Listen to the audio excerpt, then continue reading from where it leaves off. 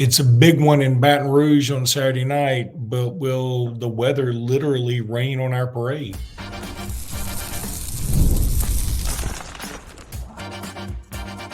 You are Locked On Bama, your daily podcast on the Alabama Crimson Tide, part of the Locked On Podcast Network, your team every day. Hey, everybody, and welcome back into Locked On Bama. Luke Robinson with the AHSA Radio Network. That's me. Jimmy Stein with Bama Online. That's him. This episode is brought to you by FanDuel, and I'll tell you about FanDuel in just a bit. And thank you, everydayers, for visiting here every day. And thank you, newbies, for making us your first visit here or whatever. Jimmy, Alabama, LSU, big one this weekend. I mean, game day is going to be there. It's huge. There's no doubt about it. It's a playoff elimination game. I know that you keep preaching that perhaps a three-loss team can get in the playoffs. They can't. Stop saying it. Okay. But I'll tell you something. The weather may be an issue. There's Hurricane Raphael coming in, and I can't decide. I think it's good for Alabama if it's raining because the school of thought is if it's raining, it's harder to pass the ball. Last night, I saw the Chiefs and the Buccaneers. It looked like there were some issues passing the ball, but the other school of thought is, well, if the receiver knows where he's going and the defensive back doesn't, it's more like the defensive back will slip than the receiver will slip. So I don't really know what to think about this, but regardless, we're not trying to make a weather prediction before we make a score prediction. I'm just saying it could be a thing. It could. I was just reading right when the show started, the latest forecast. It's kind of up in the air right now. I mean, as we record this, or when we're recording this on a Tuesday morning, it's up in the air, but it's something to definitely monitor. Look, I think there's three different possible outcomes here. I mean, that it doesn't rain at all. I think that favors Alabama, and this is why. I mean, my opinion, and yeah, maybe I'm a little biased, but my opinion is, and I think most would actually agree with me, and I'm talking about the non-biased national analysts, Alabama has more good players than LSU.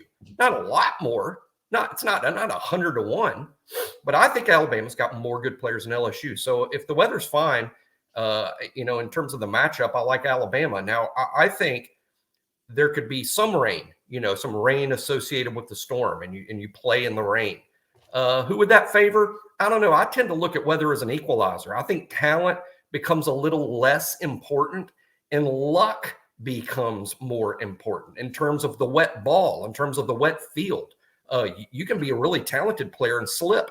You can be a less talented player and have sure footing the whole game. Talent is just sort of less important to me when the weather's bad. Then the third option, or the third thing that could happen, third possibility, is you play in a frog strangler. I mean, this could be a tropical storm type thing that you're playing in, where it's windy and in a driving rain. It's hard to believe they would actually play in those conditions, but they could. And if so, I think the talent's completely out the door at that point. It's blind luck and who wants it more, in that situation. So I hope for good weather, and it's simply because I believe that Alabama is the better team. And as the week has gone on, I'm increasingly optimistic about Alabama's chances here. But I think a weather event would make me more nervous. Okay, that's fair. Let's just pretend like that the weather is not really an issue. What do you think Alabama needed to do during the off week to prepare for this game the most? Yeah, just get healthier. I mean, I believe that it's not so much. I mean, there's been a lot of discussion about Jalen and injuries and hurt. I mean, I believe Jalen's hurt. I believe several players on the team are hurt. As a matter of fact, I know a couple of players are, but they're not injured. They're not, hey, they need surgery. What they needed was some rest, and they got it. So I think just being a healthier team is number one. Number two, you're coming off a confidence-building performance. I mean, the offense played okay against Missouri, against a pretty good defense. As a matter of fact, Missouri's defense statistically is better than LSU's. Now, I don't know if that's reality because we know LSU is going to have some dudes over there on defense, and I really like the linebacker Whit Weeks. I mean, he's very disruptive. But and Swenson is a good player on the defensive line. They certainly have some interesting DBs like Major Burns and Sage Ryan, kind of guys we know because of recruiting. But I think that confidence building performance against Missouri is big here. That Alabama not only went to the bye week and got healthier, they went to the bye week feeling pretty good about themselves on both sides of the ball. I think that's got to help. You don't have to invent the wheel to beat LSU. This LSU team is good. They're capable. I even think they're playoff worthy, and I think Garrett Nussmeier is great. But I think Alabama's the better team. They're confident. The main thing in Baton Rouge, Luke, they'll win this game if not for penalties, turnovers. If Alabama has a decent night with penalties, keeps it to 5 or less, and doesn't turn over the ball, I fully expect them to win. I'll be surprised if they don't. But if they turn it over and have another 10 penalty night, I don't think you can overcome it. I think LSU's too good for that. That's true. That's one thing, I guess, that, of all the things we've worked on, I would hope being a little more disciplined would be the key. I mean, I feel like that is one. It's not discipline like we're just bad people. It's discipline about jumping off sides or holding or face mask or whatever. And I understand some of that is accidental. I understand some of that is outside of our control, like the penalties on at least one penalty on Kendrick Law or two of them really against Tennessee and Missouri that were just stupid. I mean, like terrible calls. They should have, at the very least, one of them shouldn't have been called at all. One of them should have been offsetting 100%. And we did get sort of bad luck. That was a combination of discipline and bad luck. And if that combination happens, I'm really worried about it. As this game draws more near, I'm more and more concerned. I've been feeling good. I'm feeling sketchy right now. No, I get it because here's the deal. I say for Alabama to win this game, first and foremost, play clean. We've seen Alabama not play clean. We've seen Alabama not play clean, especially on the road. And in the Vanderbilt and Tennessee games, the ones that were losses, we immediately get to Alabama mistakes. Here's another thing. This is what will keep me up at night, not so much a worry about not playing clean, which is a legit worry. But in the first half of that Tennessee game, Tennessee had wide receivers running all around the field wide open, and Nico Iamaleava was just missing them. Garrett Nussmeier is not going to miss. He's too good.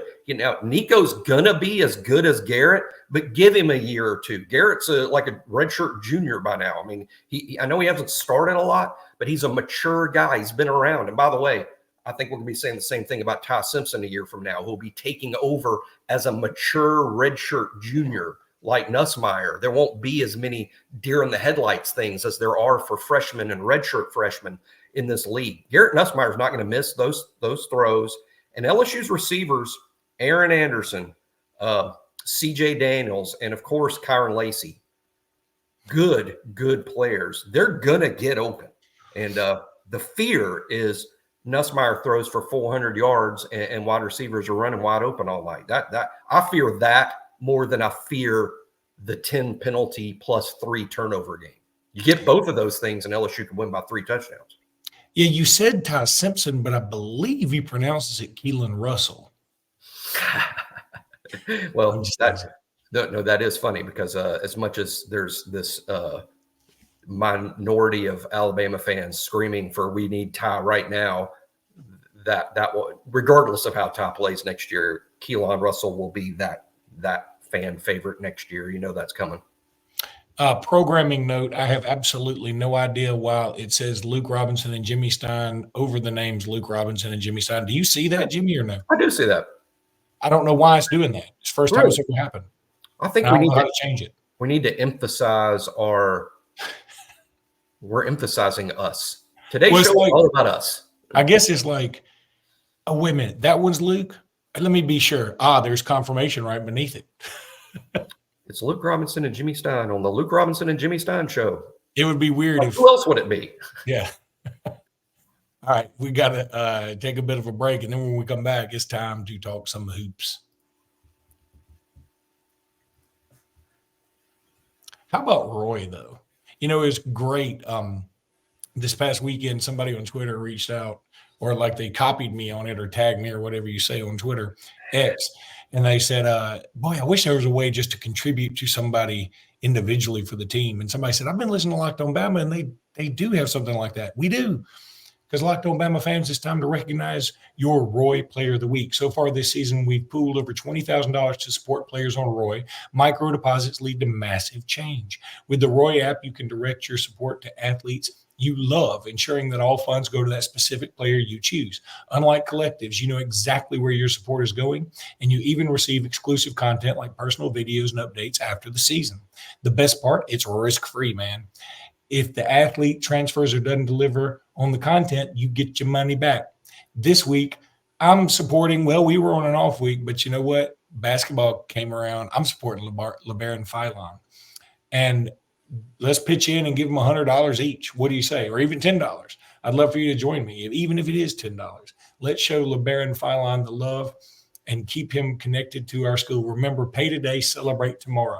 Don't miss out on Roy's exciting giveaway. Win 2 tickets to a game in November. Just download Roy, create an account, and enter referral code Locked On, and you're entered, baby. Download Roy right now and join the NIL game with no subscriptions and no fees. No fees, man. And be sure to check us out on Instagram, Facebook, and X.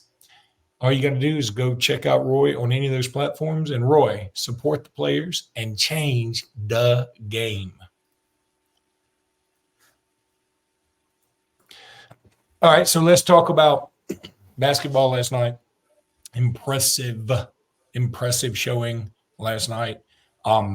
Lots to be happy about. I mean, it was funny. I mean, again, this game wasn't the Final Four. I mean, we're playing UNC Asheville. They're not super good. They're fine, but they're not great. We know this. But we doubled them up, or more than doubled them up, and they scored 54. And, Jimmy, it was like a 13-point game. And it was kind of funny. The announcers were like, one of them was Richard Hendricks, by the way. Mm-hmm. And the announcers were like, UNC Asheville just sort of hanging around with this 13-point lead.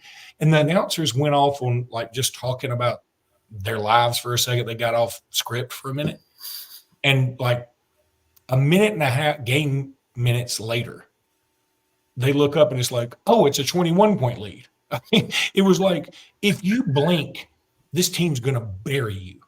And I'm telling you, I'm not trying to be hyperbolic here, but I think they're the best college basketball team I've ever seen. Okay. No, I'm teasing. But they are. They look. Rule it out. No, Jimmy, they're so much fun. And you have everything you want. Here's the other thing that stood out to me. We got dudes that look like dudes. We got basketball players that look like dudes. And I mean that in the sense that, okay, in the past, even some of our good teams, we had basketball players that were like wiry and country strong, or athletes. Somebody like athletes. Jimmy Taylor, for instance. Wiry but long-armed, but not like bulky. I mean, strong enough, country strong. You know how that is. I mean, that like you see a guy in the country and you're like, I can take him. Next thing you know, he's beating you up and all your friends because he's country strong. That's Jimmy Taylor, right? Yeah, they can lift a John Deere tractor off of people. Even though he has no definition. Like Jimmy Taylor didn't have a lot of definition. Our dudes now, they got definition. I mean, Aiden Sherrill looks like he looks like an NBA player.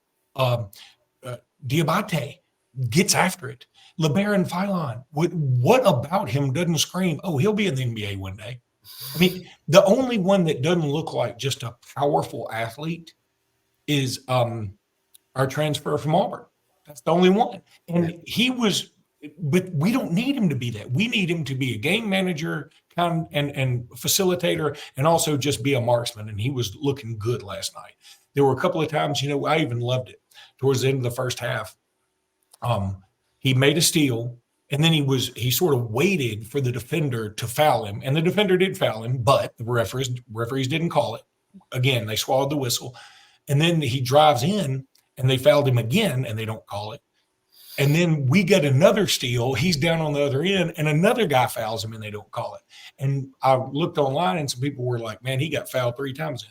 And I was like, he probably did, but I'm okay with it because he's going to have to learn, hey, sometimes I'm going to get fouled. It's not going to be called. And I got to toughen up. And I'm playing totally fine with it. Jimmy, and Mark Sears why talking about Mark Sears is like talking about Ryan Williams. This could be a Mark Sears podcast in a month because he's so good. It just doesn't matter. He has every game, he has 20 points. I'm just going to get 20 points. Oh, you'll only have 2 points with 3 minutes going to game.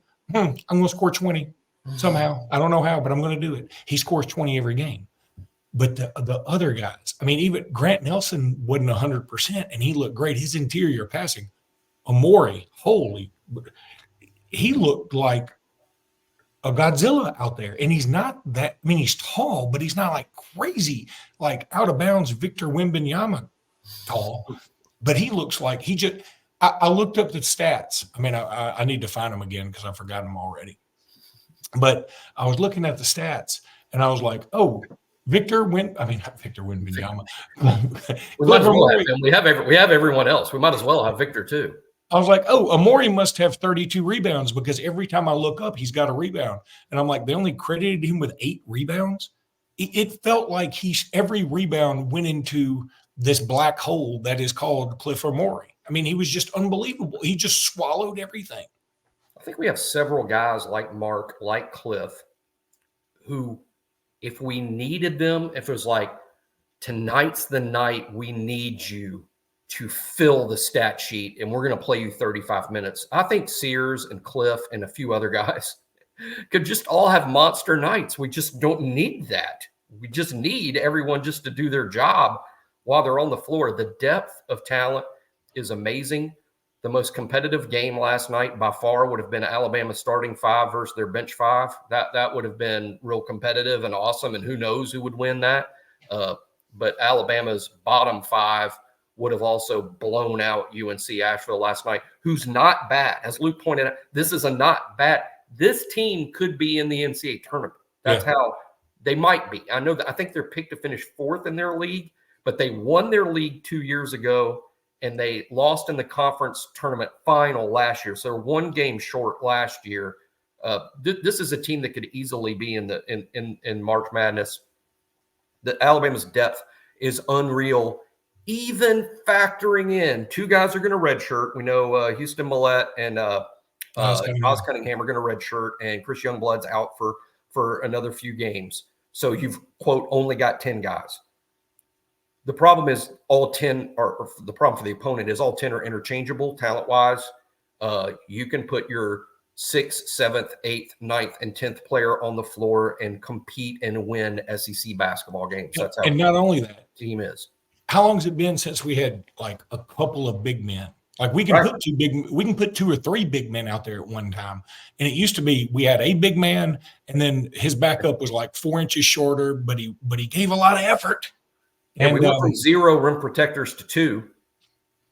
And there's other guys who can defend the interior. I think Jaron Stevenson is bigger and hugely improved. Mo Diabate may be the most improved player on the team. He's another stat sheet filler. And we could do the whole show on LeBaron Philon, as I've been calling him the Ryan Williams of this basketball team, is LeBaron Philon. Now, he's not 17. He's just Ryan's buddy. And Ryan was there at the game last night supporting the team and supporting his pal. But LeBaron Philon, every bit as advertised and more. Like Luke said, I like what Luke said. Couldn't agree more. I was watching LeBaron Philon last night and already picturing him in the NBA. He had 9 assists.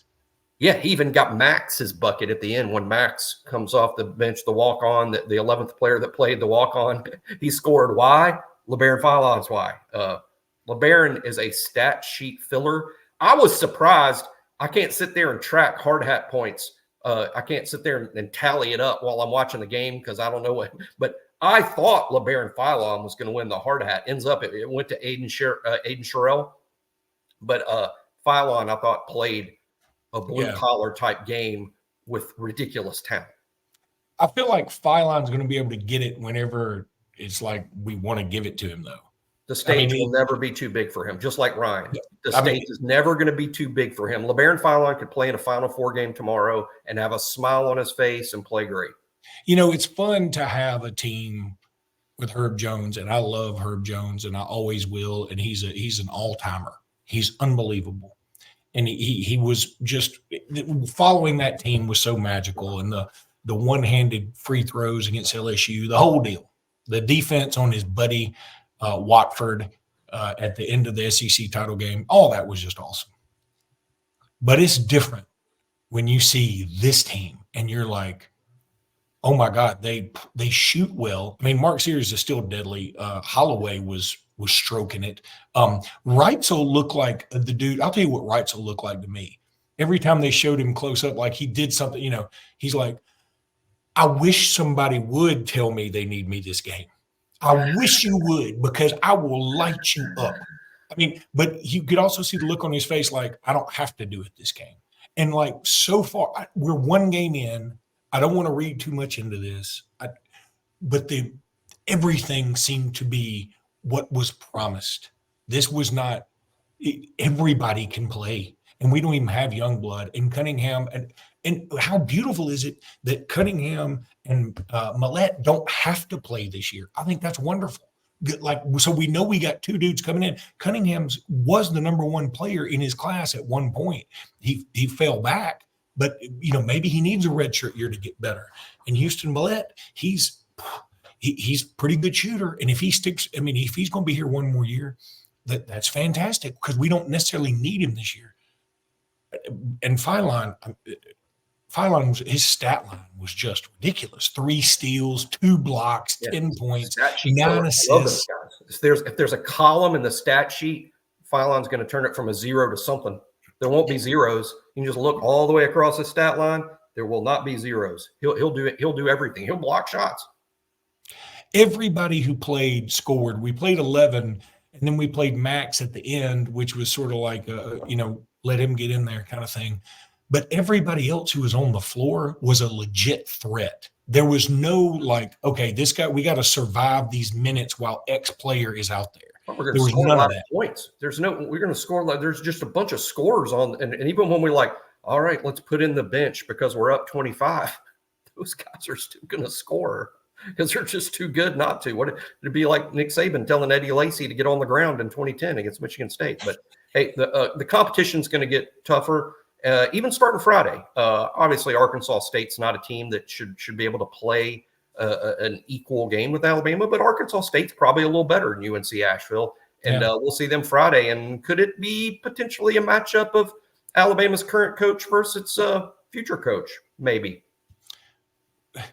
Here, the weather's not supposed to be here till Saturday. Don't rain on me now. Well, I mean, God. Hey, Jimmy, at your wedding, he's like, congratulations, you two. I hope you have as much fun as you can until you both die horribly sometime soon. Hey, our softball fans want to fire Pat Murphy. He's made the College World Series 3 of the last 4 years. I'm sure somebody out there is like, I'm tired of this Oates guy. Get somebody new. Well, listen, take it from me. Go check out FanDuel. If you don't want to rain on your own parade, you can get ready to tackle the NFL action with FanDuel, which is America's #1 sports book, because right now, new customers can bet $5 and get $150 in bonus bets if they win. The FanDuel Sportsbook app gives you everything you need to place live bets on the NFL all in one place. So when you get a hunch in the middle of the game, you can check out the latest stats. You can view live play-by-play and much more on the same page where you place your bets. FanDuel.com. All you got to do is go there and visit and join today, and you'll get started with $150 in bonus bets if you win your first $5 bet. It's only at FanDuel.com. Never waste a hunch and make every moment more with FanDuel, America's #1 sports book and an official partner of the NFL. Hey, this is how far out of it I am. Who won that Chiefs-Buccaneers game last night? Chiefs won in overtime. Well, they scored a touchdown. So I was staying up because I was watching Alabama, of course, but I was so tired. As soon as that Alabama game was over, what I did was I stayed up reading about the Alabama game and memorizing stats and stuff. And I'm like, by the time I was ready to go to sleep, I'm like, oh yeah, what happened in that game? And then I fell asleep. Yeah, these 8 o'clock tips, man. Don't I know TV and they rule the day and all that stuff. Just man. Stop. I mean, some of us got to get up early. And by the way, I watched the women on ESPN Plus or SEC Plus, and they look good too. Shout out. Very, very impressive. And first time I'm diving into it. First time, I hate admitting this, but I guess I'm admitting a flaw here. First time I've watched 40 minutes of an Alabama women's game since the Rick Moody era, and very impressed. Sarah Ashley Barker and Aaliyah Nye are fantastic. But let me tell you, they got a freshman that's fun to watch. Iris Lester, she is great. She's the Phylon of that women's team. She's a great athlete. We'll talk more SEC basketball as we go. I mean, there were some upsets. I know South Carolina didn't fare so well. Texas lost to Ohio State. And Texas A&M gets beaten by UCF. But we'll talk about all that as the season gets going. Ohio State last year and still did pretty well. So yes, Texas doesn't need not the end of the world. But I did want to ask you this because Steve Wiltfong, he hadn't dropped a Fong bomb for Caleb Cunningham to flip to Ole Miss. But he says, hey, it's getting interesting with Ole Miss and Cunningham. Am I a fool for not falling for that? I mean, I feel like Cunningham's going to be in this class. Am I just a fool? No, I mean, this is the way, look, fans that get a little nervous about this stuff, I don't talk them out of being nervous because I know how this works from the inside and everything else. You know who else is nervous about this? The Alabama football coaches are nervous about this because recruiting in 2024 is different than it's ever been with NIL. And it's just more competitive than it's ever been. The SEC is just by far the best conference, and everybody in the SEC has something to sell and a heck of a paycheck that goes along with it. And the Alabama staff, they're nervous about more than just Caleb Cunningham, but we're also number one today. The way I would say is take it day by day. And, hey, if something bad happens, something good will happen next. That's just going to be the way the roller coaster works. As far as Caleb specifically, I think there's real concern he could end up at Ole Miss, but that concern has always been there for a while. It was Auburn. I mean, right now it's really Alabama or Ole Miss, and he's committed to Alabama and is coming to the Iron Bowl. And let's remember, the Iron Bowl, guys, is just days before signing day. Just days. As a matter of fact, I think literally like 6 days. I mean, it's like 5 days before signing day. So unbelievable what recruiting is now. And yeah, if you're going to be nervous, then be nervous. That's fine. The staff is. But this is what recruiting is in 2024. And right now, as we speak, Alabama's got the number one class. And if you're not celebrating over that, there ain't nothing you can celebrate over. That's the countryest thing you've ever said. You ended with a preposition. You said ain't. You did it all. I just spent several days in rural Louisiana. So it's like Louis C.K., who's a pretty famous atheist. He said, it's not that like I'm anti-God. I just reckon there ain't no Lord. And he said, I don't know why I said it that way, but I just said it that way. And I'm not saying I agree with him. I'm not trying to get off on a thing. And listen, here's another thing, guys. Listen, for real, I beg of y'all. I know today is a big day. It's Tuesday. It's a huge day. It's a huge day. It means a lot to everybody in this country. But please, don't freak out over the college football playoff rankings. I knew that was coming. I knew it was coming. I knew that. I know you well enough to know. I knew that was coming.